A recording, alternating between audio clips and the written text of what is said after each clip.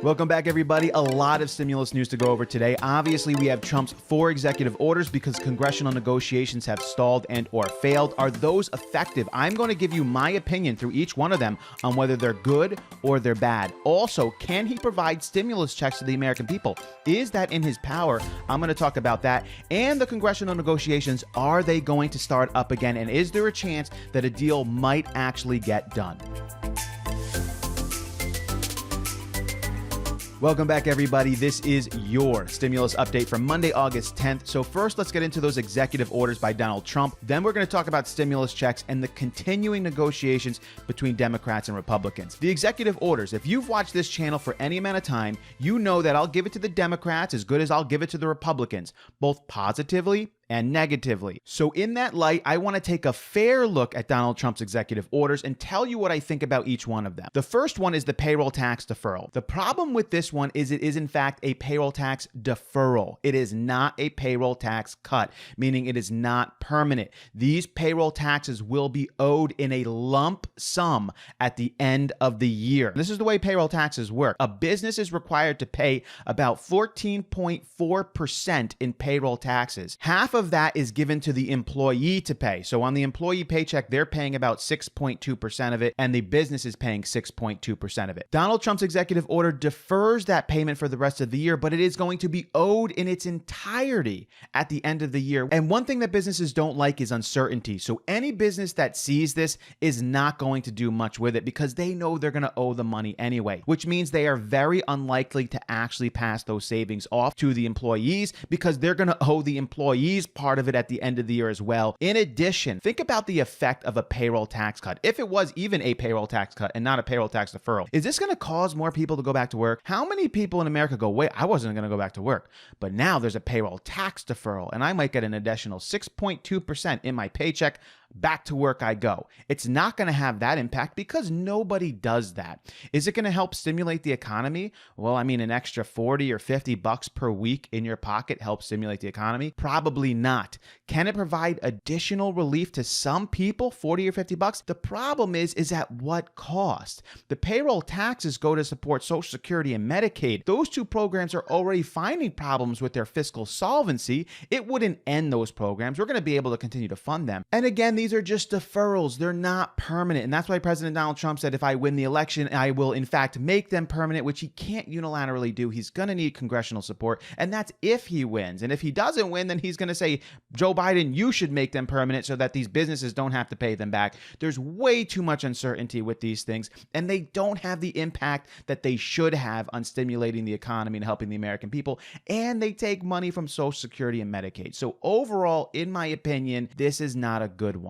The next one is the unemployment boost. The federal government was providing $600 a week additional for unemployment. That has now ended because the Congress has failed in negotiations to continue that program. President Donald Trump unilaterally signed an executive order to continue that program at $400 a week. The way that people will get that $400 is $300 of it will come from the federal government and $100 of it will come from the states. How will the states be able to provide $100? Well, under the CARES Act, they got $150 billion of help that many of the states still have that money. And President Donald Trump is urging the states to utilize that money to provide the additional $100. The states, in fact, though, don't actually have to listen to what Donald Trump is telling them to do. So it's unlikely that many of the states are going to provide that extra $100. But what about the federal government's $300? At least that's going to be a good thing, right? Well, we got to look at how long it's going to last and where the money is coming from. $44 billion of it is coming from the Emergency and Disaster Relief Fund, which normally goes to help providing relief when hurricanes hit and flooding and all other kinds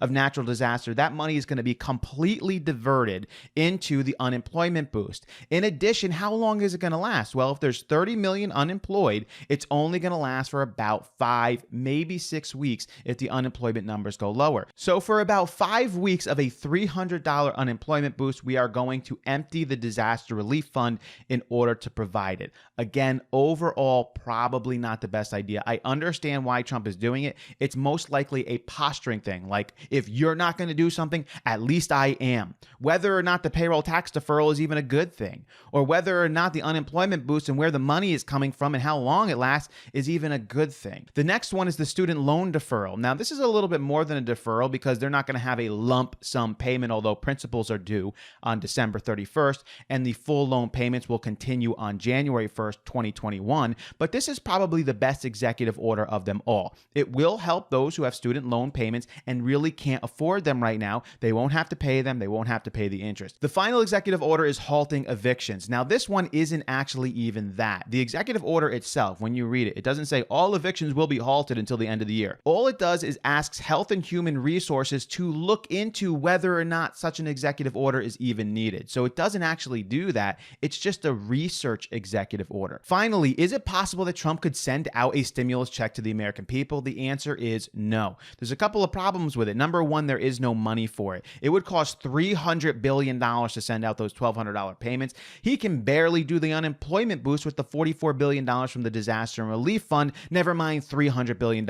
So he will in fact not be able to send out stimulus checks to the American people. In my opinion, Trump would be better off taking a leadership position in this rather than signing executive orders. And what I say by a leadership position is almost becoming a mediator. He should issue a statement, something like this: I want both sides to take the next week to rewrite a new bill that is between $2 trillion to $2.4 trillion, and it must provide aid throughout the rest of the year. Go back, rewrite that new bill, and you will meet again in 1 week. I would issue that statement to both sides and ask them in good faith to do it.